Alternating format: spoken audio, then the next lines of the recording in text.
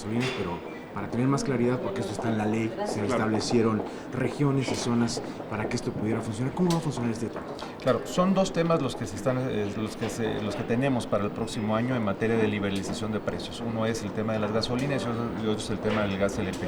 Para el caso del gas LP es más sencillo, puesto que ahí ya se venía pues trabajando con un esquema de liberalización en el cual pues a partir del 1 de enero del 2017 pues debe de ser ya pues prácticamente general para todo el país, valga la palabra. Para el caso de gasolinas se está manejando una transición, porque si bien está contemplada la liberalización hasta el 1 de enero del 2018, el Ejecutivo pues tomó la decisión de adelantarla al 1 de enero del 2017. ¿De qué manera la está adelantando? Generando esquemas de competencia. Aquí tanto la COFESE como la CRE van a ser los responsables de determinar en qué regiones del país ya existen las condiciones suficientes como para poder tener una competencia que directamente pues beneficie al consumidor final, y en qué regiones pues derivado de la falta de infraestructura, de los grandes rezagos que tenemos o de las pocas estaciones de servicio que hay en algunas regiones del país donde pues en muchos solamente existe una, pues se establecerá un esquema de precios máximos bajo los cuales pues se podrá regular y medir que no existan pues tendencias o algún tipo de abuso por parte de los únicos competidores o de los únicos proveedores que existan en esas regiones.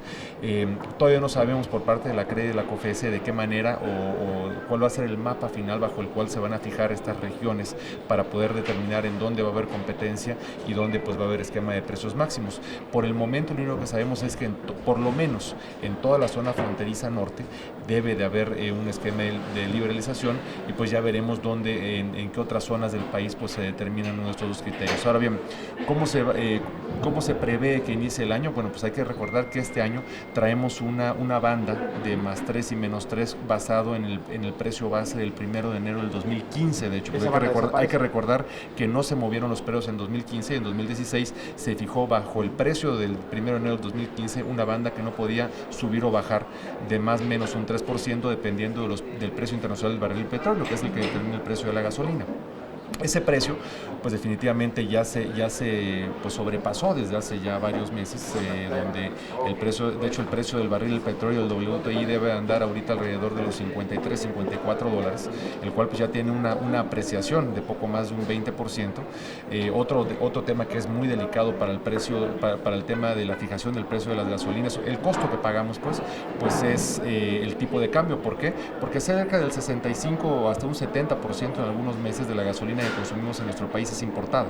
Entonces definitivamente pues el precio de la gasolina también es sensible a las variaciones en el tipo de cambio.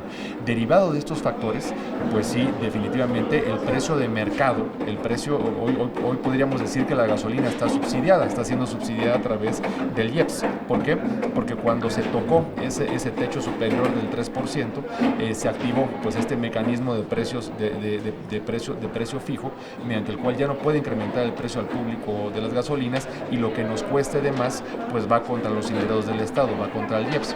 En este momento pues sí traemos un sobrelímite de poco más de pues casi 2 pesos, diría yo, derivado de pues estas variaciones que ha habido tanto en el costo del barril del petróleo como en el tipo de cambio. Entonces pues definitivamente no podríamos descartar el que el 1 de enero pues pudiéramos tener precios más altos de gasolina, considerando que traemos un precio base del 1 de enero del 2015 y un precio que no ha crecido más de un 3% desde el 1 de enero del 2015 hasta el 31 de diciembre de 2016, en 2 años. Y si consideramos que tenemos una inflación de más o menos 3.5% acumulada, bueno, más bien independiente de cada uno de estos años, pues sí podríamos pensar que muy probablemente existan precios de mercado más altos de los que tenemos hoy en día. Yo doy la explicación ya general de todo claro. Esto, ¿no? Y en ese tipo de porcentajes podríamos esperar, por ejemplo, un 3% de incremento o este 2% que tenemos arrastrando. Eso tendríamos ya que verlo, ya va a ser un tema que directamente la CRE es la que nos va a determinar, derivado pues no solamente de estos diferenciales, sino también de los precios de mercado internacional del petróleo. Hay que recordar que pues los precios de referencia pues son muy variados dependiendo pues por una parte de la infraestructura que tiene cada país, porque una cosa es el costo como tal del litro de gasolina saliendo de la refinería, pero dependiendo de los impuestos de cada país, pero sobre todo de la infraestructura logística que tiene cada país para almacenar, distribuir y transportar toda esa gasolina hasta las estaciones de servicio en las cuales cargamos todos los usuarios, pues es donde tenemos grandes variaciones en los costos. Por ejemplo, si nos comparamos con Estados Unidos, donde pues gran parte de la gasolina se transporta vía ducto, pues ese es el mecanismo de transporte de gasolinas más eficiente y menos costoso del mundo. Si nosotros nos vamos a México, pues vemos que más del 90% de la gasolina que transportamos la transportamos vía rueda, que es el medio de transporte más caro para gasolina. Entonces, pues derivado de estas diferencias, pues la CRE tendrá que hacer estudios muy claros, comparativos, y también determinar, cuando determine, por ejemplo, ese precio máximo, pues con una parte que cuide que esos precios máximos pues no dañen en la medida de lo posible a los consumidores, pero por otro lado, esos precios máximos tienen que garantizar el abasto. Y pues si nos fijan precios máximos pues con base en transporte de ductos, si no tenemos ductos, pues definitivamente podríamos enfrentar otro tipo de problemas. Entonces, pues la CRE y la misma Secretaría de Energía pues tendrán que determinar, junto con la COFESE, pues cuidando todas esas condiciones, cuáles serán los precios bajo los cuales nos regiremos el próximo año. ¿Tendríamos urgencia de que esto se defina antes de enero? Definitivamente, eso tiene que conocer, eso lo tenemos que conocer en el transcurso de los próximos 10 días, diría yo, porque también lo que necesitamos es generar certidumbre a la inversión.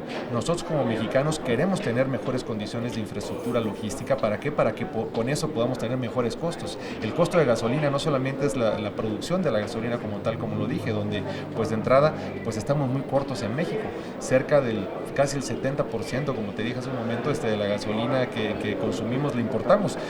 Pues tenemos que generar los incentivos para que se produzca más gasolina en México, tenemos que generar los incentivos para que tengamos más ductos de transporte y mejores mecanismos logísticos de transportación y almacenamiento de combustibles. ¿Para qué? Para que con eso podamos abatir más nuestros costos y poder tener precios más competitivos al público final. Senador, bajo esta estructura en la que nos encontramos ahorita y las condiciones de infraestructura que menciona, ¿es previsible que el incremento se dé en zonas donde no existe más competencia? Es decir, las zonas urbanas seguramente podrían tener un incremento, pero ese sería menor a las zonas en las que de alguna manera cuesta un poco más trabajo llevar el combustible. Bueno, bajo esta lógica que estamos platicando ahorita, si pensamos en un esquema de competencia o en un esquema de precios máximos, pues vamos a tener diferentes precios en todo el país, dependiendo de las condiciones de infraestructura y de la cercanía que tengamos a las refinerías, por ejemplo, o a la frontera en la cual importamos el producto, pues van a haber precios más competitivos. O sea, podríamos, bajo esta lógica podemos determinar que independientemente de qué precios vayan a salir en 1 de enero, ese diferencial del precio sí lo vamos a ver definitivamente. Pues vamos a ver precios más bajos en Tamaulipas, vamos a ver precios más bajos en Baja California, y vamos a ver precios más altos pues posiblemente en Oaxaca, en Guerrero, en Nayarit o en el sureste de México. ¿Por qué? Porque pues toda esa gasolina la transportamos vía rueda, y eso significa pues un costo pues importante en la determinación del precio final de la gasolina. Digamos que la zona centro, por ejemplo, del Distrito Federal sería precio de referencia en casa. Sería, digamos, que un precio medio. ¿Por qué? Porque pues son más kilómetros de distancia entre un punto y otro. O sea, bajo esa lógica, pues sí podríamos ver de entre dos diferenciales pues un precio promedio en el centro del país. Senador, supongo que el ciudadano de a pie que tiene que meterle gasolina a su automóvil, bueno, en pesos, ¿cuánto le voy a erogar? Bueno, eso dependerá, depende de muchos factores. Va a depender pues de qué tipo de cambio tengamos, porque ya los precios de las gasolinas van a variar de manera pues hasta diaria o semanal. ¿Por qué? Porque se mueve el barril del petróleo, porque se mueve el tipo de cambio. Si el barril del petróleo vuelve a bajar, pues tendremos precios más bajos de gasolina. Si el barril del petróleo sube, pues será lo inverso. O sea, ya empezaremos a acostumbrarnos y a vivir condiciones de mercado para pues en la vida diaria, como se vive en muchos otros países, donde pues ya vemos precios diferentes entre una estación de servicio y otra, una competencia real por ganar al cliente, pero también veremos pues subidas y bajadas en general determinados pues por las diferentes variantes que afectan el costo de los combustibles. Agradezco mucho. Con mucho gusto. Nos vemos.